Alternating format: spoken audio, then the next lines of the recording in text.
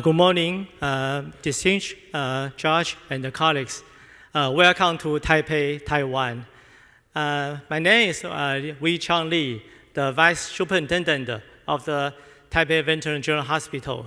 It's my honor to share our achievement to attain the quality breakthrough from the integrated leadership, the engagement, and the digital transformation.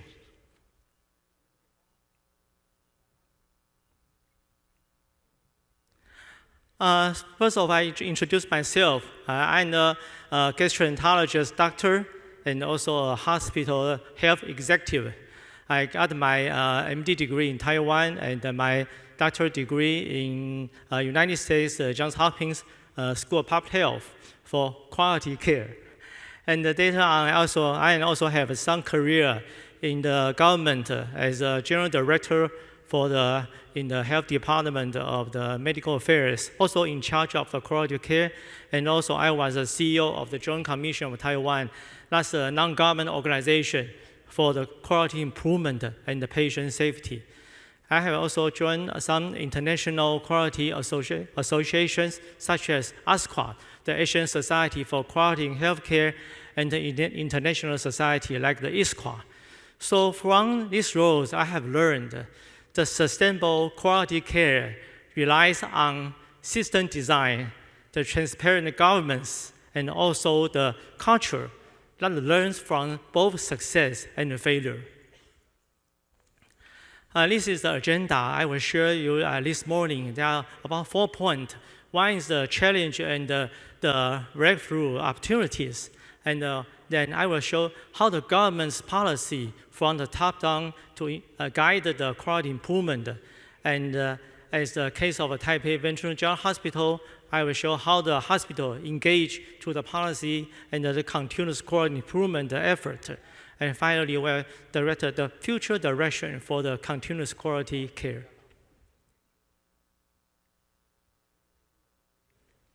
The first is a challenge and a breakthrough opportunity.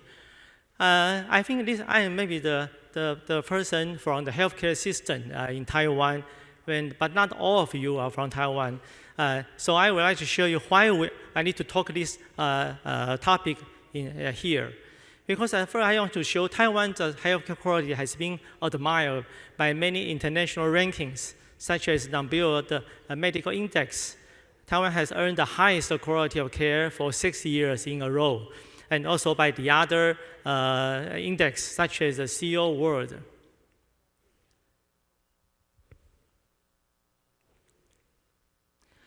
And this city here, Taipei City, actually has also been ranked #1 in the world, and followed by another metropolitan city, Kaohsiung, in south of Taiwan. So I think you can see people here are lucky, just in case they got sick, they can get the high quality care and also at the most affordable cost. In the right part, you can see that's another survey by the HSBC Bank. You can see that Taiwan is on the right upper corner. We have the highest quality care and also at the most affordable cost. But how to achieve that? That's a big issue because we have faced a lot of challenges in our healthcare society.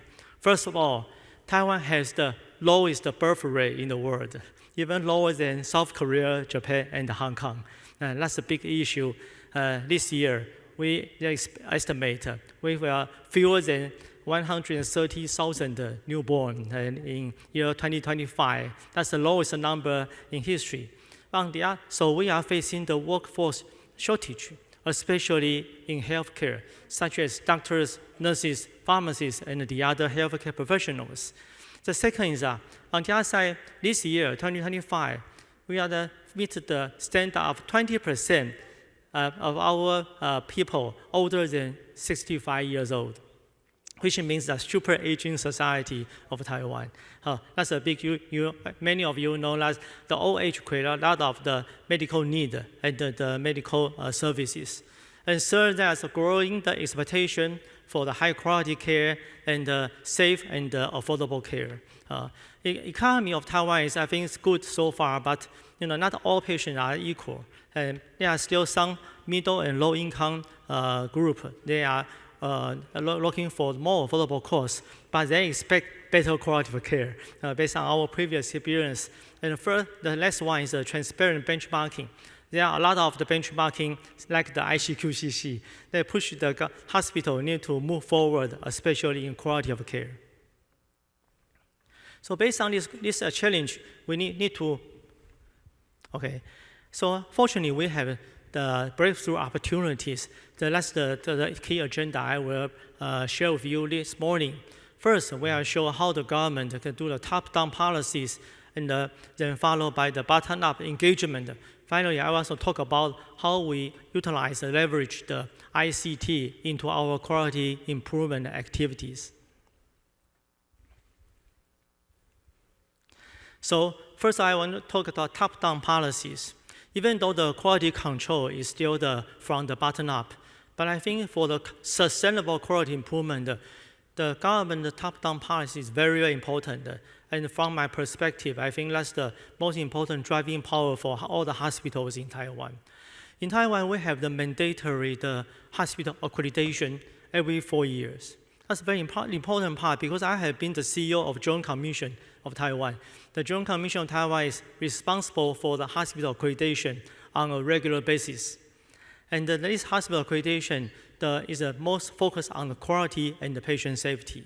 So the standard of the accreditation will renew every 4 years, just based on the evidence-based medicine and many other best practice standards from the world. But on the other side, Taiwan has introduced the universal health coverage for 30 years, since 1995.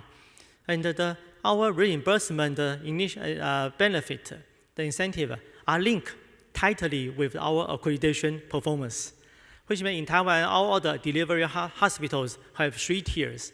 The highest medical center, followed by regional level hospitals, and then the 3rd tier is the district level hospitals. For medical centers, they will be paid higher than the regional hospital and the district hospitals. So all the hospitals, they are eager to want to get the recognition as medical centers by the accreditation. So you can see the accreditation means the quality of care are tied together with the payment. So hospitals have the financial incentive to do better in terms of quality of care. In addition to the central government, there are also some local regular audit from our local health authorities. In Taiwan, by law, all the healthcare authorities will need to audit the hospital quality of care, patient safety every year. And finally, there are a lot of nationwide and hospital-wide quality parameters, and all the parameters will be released to the public. So our patients, they can see the quality of care, for example, length of stay, infection rate, and many others, and from the opening the resource. In this side, there's a healthcare magazine named the Kangjian in Chinese, and they will release what is the best hospital in Taiwan in terms of different disease. So let's create another pressure for the hospital to need to move forward in the quality of care. On the other side is the quality recognition system. In Taiwan, there we have a lot of benchmarking system in Taiwan. For example, the Joint Commission of Taiwan, they have the National Healthcare Quality Award, NHQA, every year. Many hospitals in Taiwan do a lot of effort to get the highest performance there, and also followed by the IBMI's SNQ, the symbol of quality care. That will be awarded by the president of the country, and followed by the other associations, just like the ICQCC.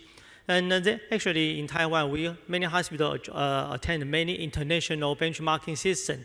ICQCC is one of them. Actually, I think it's with the long history. There are also others, like the ISQA and the ASQA, BMJ, and the ICN. ICN is a nurse association, and the IHI, and the IHF, and etc. So there are so many national and international benchmarking systems which hospitals need to move forward and have some peer pressures in terms of the quality. And so how hospitals need to engage to the quality improvement activity. That's the point that I will share with you this morning.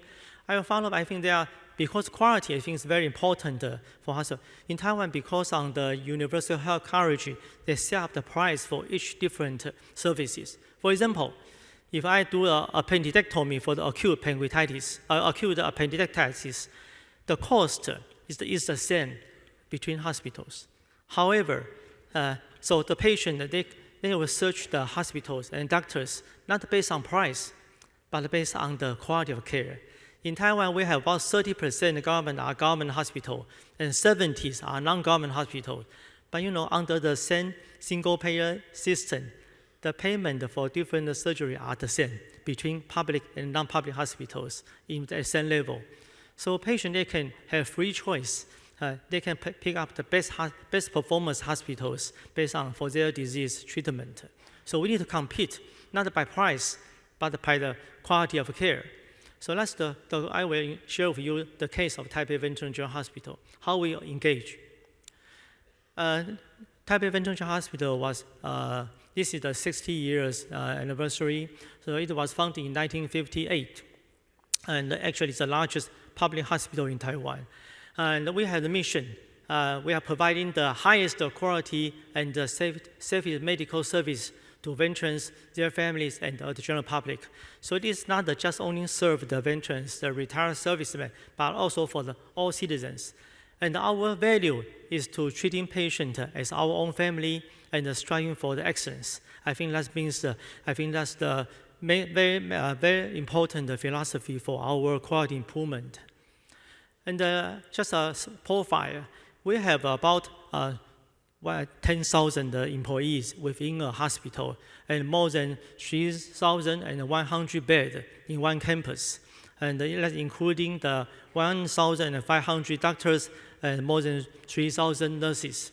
Every day, we need to serve more than 10,000 outpatients, so which means about 2.5 million outpatients a year. And because we have a high occupancy rate, so every day we serve, I think, more than 3,000 inpatients. And as an academic medical center, we also need to do a lot of research. Many of them are related to quality of care. So we publish more than 1,000 research reports in SCI, the peer-reviewed journal. And over the past 2 years, this hospital also the only hospital ranked on the top 250 list of the Newsweek's top world-based hospital.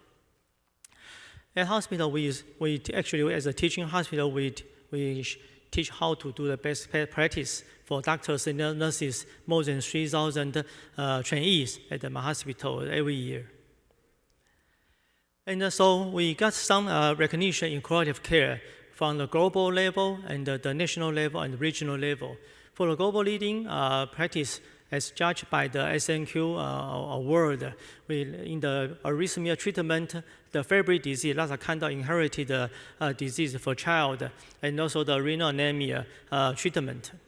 For some regional leading service in the osteosarcoma treatment, the headache and the other head and neck cancer treatment.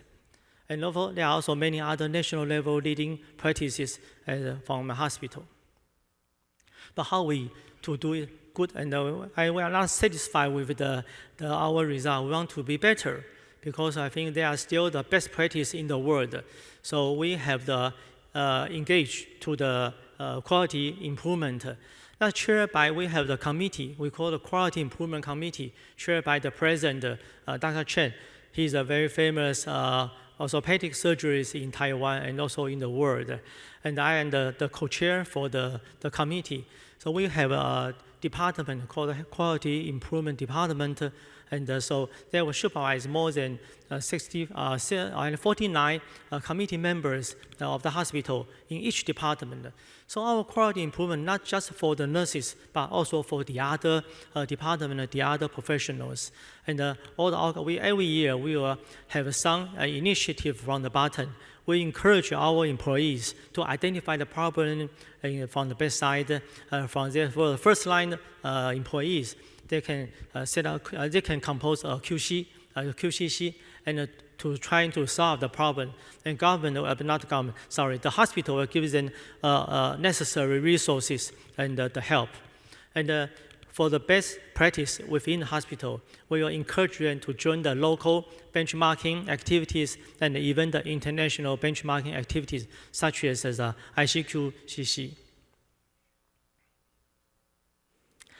And I think we have started our quality improvement initiative more than 20 years, from the QCC and then to the RCA and the FMEA, and there are many other quality tools. We have done that many years.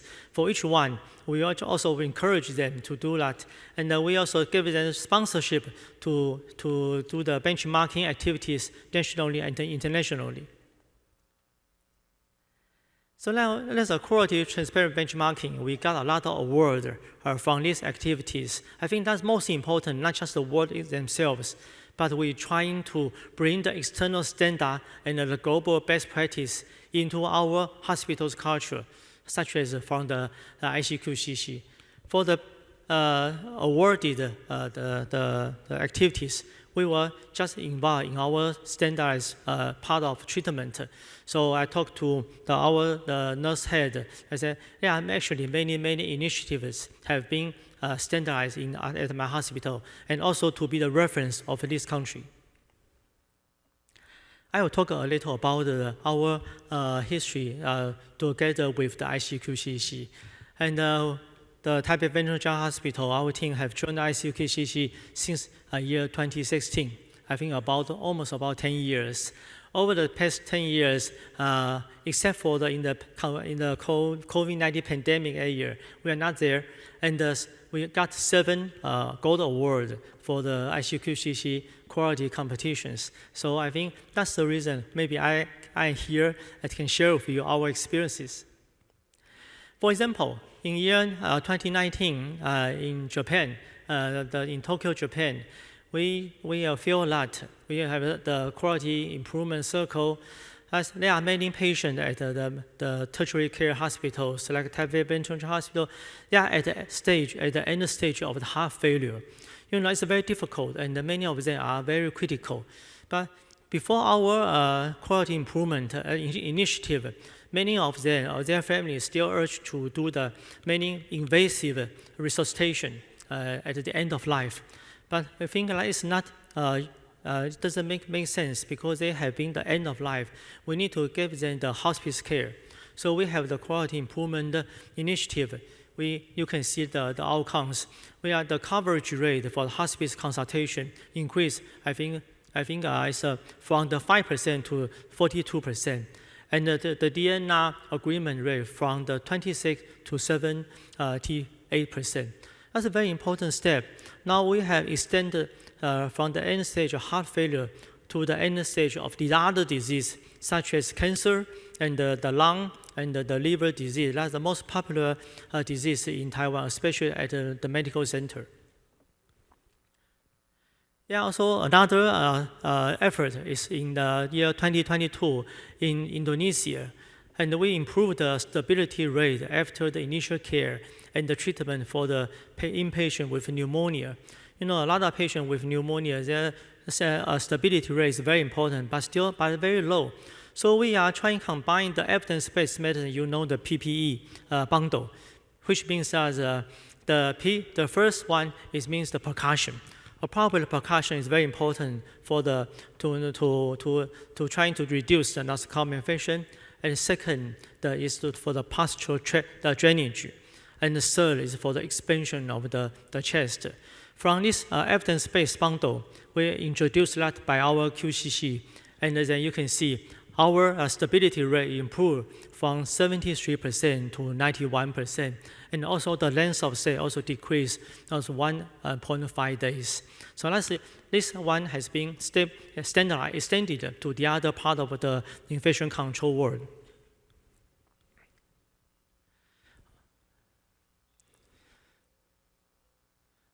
Another one in year 2024, last year, we also got another gold award. That's for the control of the readmission rate for the cellulitis. Many patients they got cellulitis will receive antibiotic treatment within the admission. However, for this patient, because we have the DRG system, so you cannot to treat all the cellulitis for 2 or 3 weeks within hospital. We need to discharge and to continue treatment at home.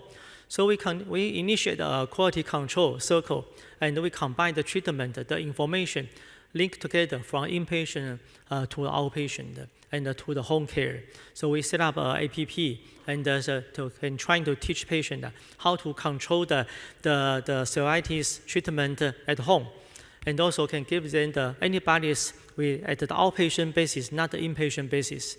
And this has been very successful. You can see our readmission rate dropped from the 18% to 7%. So that's a very important part. Now, this system has been the reference for the nation. And not only for cellulitis, but also for all the other diseases that rely on the long-term antibody treatment. Now we have set up the OPAT, the outpatient antibody treatment clinic, for not in the Taipei Vendor General Hospital, but also for at the other hospital. And so that has been the national reference. And actually this year, we have 3 QCC to join the benchmarking in Taipei. The one of them is for the after pneumonia, after COVID-19, the lung resuscitation, non-rehab. We set up the AI-based APP to help our patient to fasten their lung rehab. And I think we need to move toward to the AI, the smart hospital, and there are many ICT in Taiwan. Taiwan is actually famous not only so for the semiconductor production, but also for many ICT. So since about 5 years ago, we have introduced the many ICT tool to our quality improvement initiative. We call the ABCDEFG. A means the AI or AIoT, and the BI and the blockchain.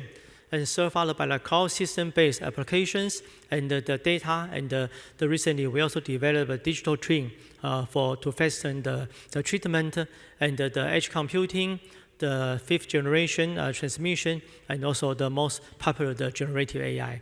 We have introduced all these tools at our quality improvement. But we are not an IT company, we are hospitals. So our focus are 3 parts.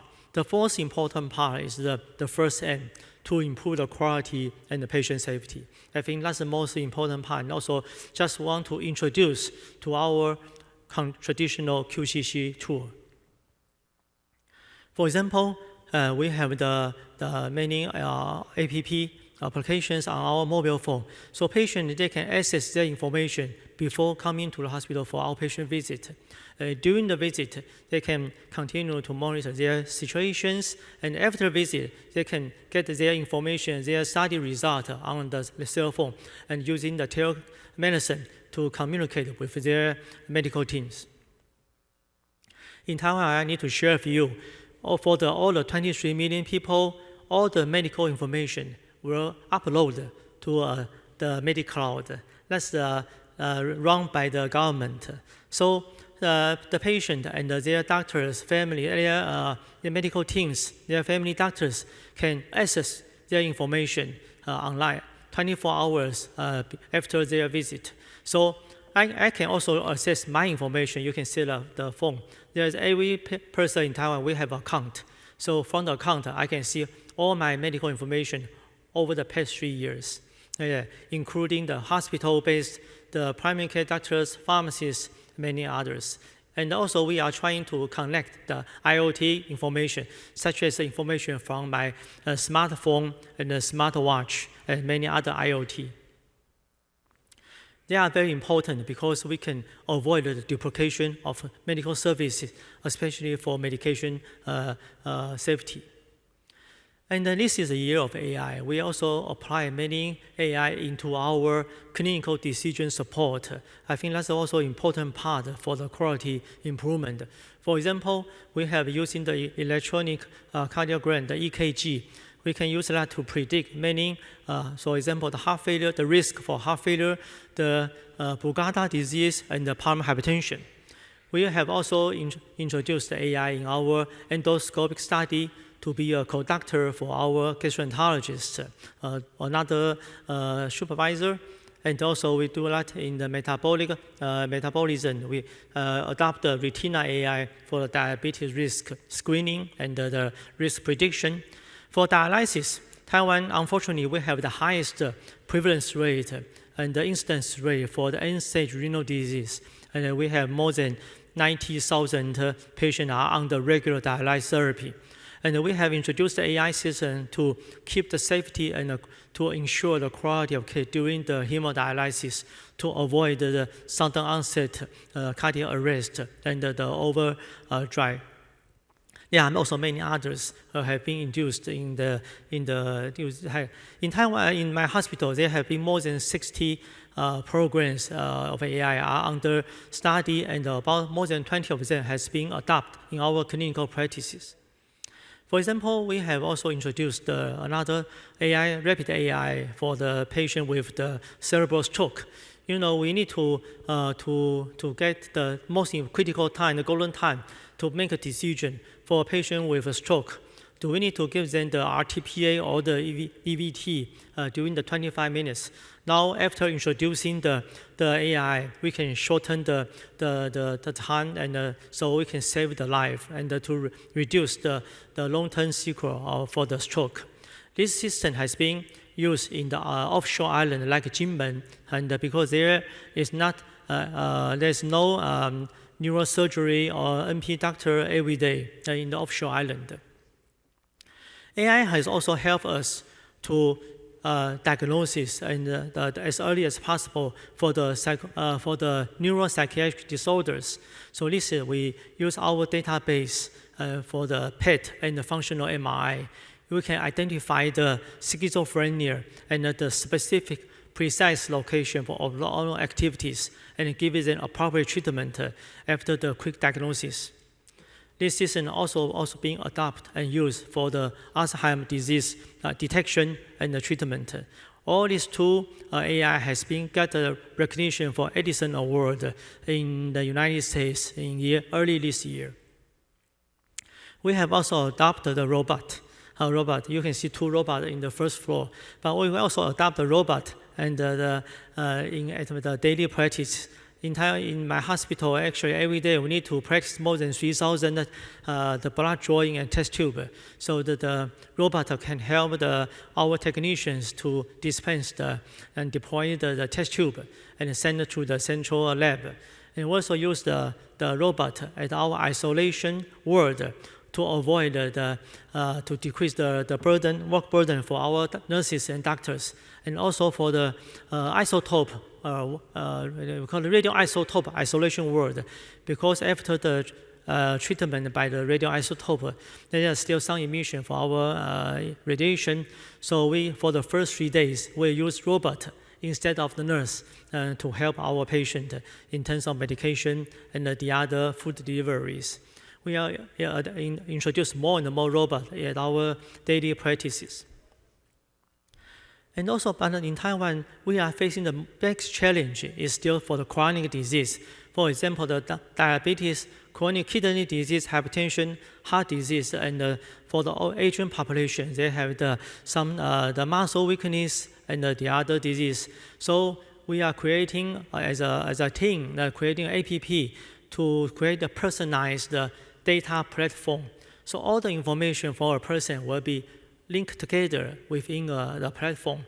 And so all the information like the vital sign, their glucose level, A1C level will be put together on a platform and will be accessible to their doctors. I think that will be a good method to help our patient, especially for chronic disease control.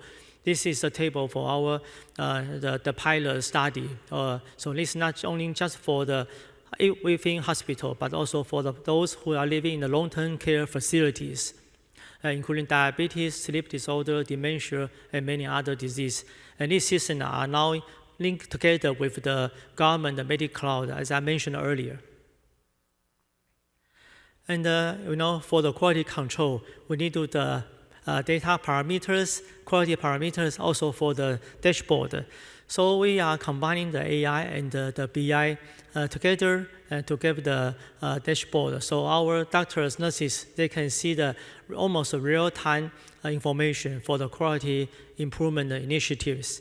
So in Taipei Venture Hospital, we have now more than 500 Power BI parameters at our dashboard.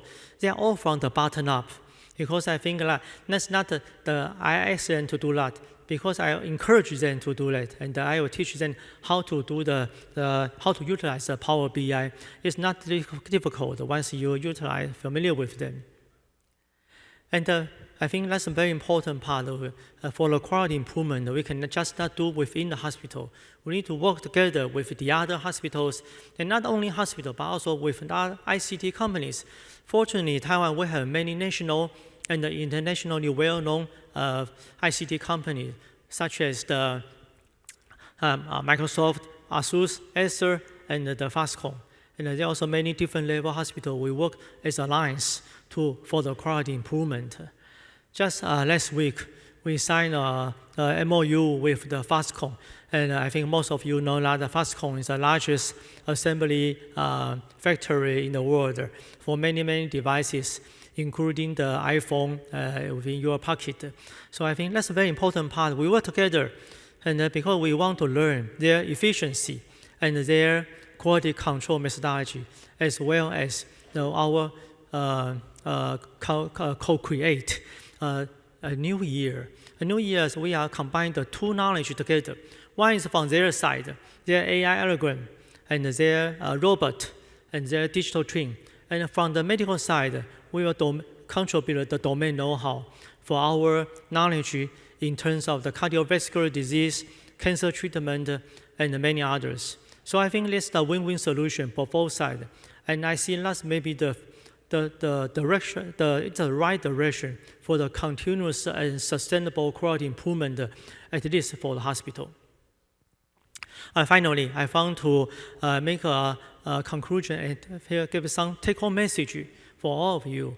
First, I think that for the sustainable quality improvement, the government level policies, I think that's very important, and they will set a very clear standard. In Taiwan, I think the Ministry of Health and Welfare and many other organizations, government or non-government, we think this is very clear. We need a high quality of care, and there's no discount for that. And all the policy, no matter the accreditation or the universal health coverage, we are moving toward the same direction. Second is, I think the leadership and the culture will sustain the motivation. The leadership not only for the government level, but also for the hospital level. And all the hospital managers and the senior doctors, we need to set up the leadership is the key point that will drive and the continued and quality improvement. And first, the continuous TQ and engagement will ensure the evolution. It's not easy, but I think we need to do all the best to encourage our colleagues within the hospital to do the continuous quality improvement activities, such as ICQCC. I think that's still a very important part. And we also need to introduce the ICT and even AI to keep us ahead, because that's the new world. I just listened to the experience from Japan. Even for Toyota, that's our benchmark 20 years ago. But now Toyota is still our benchmark, because Toyota is keep learning, keep improvement. There are a lot of competitors for Toyota. So that's what I learned from the previous presentation. So I think that's the same story for the hospital. And finally, we need to keep the international collaboration that can broaden our impact. And the Taipei Venture General Hospital will continue to join the ICQCC now and in the future. And hopefully, my colleagues can get a good performance this year in Taipei. Thank you very much.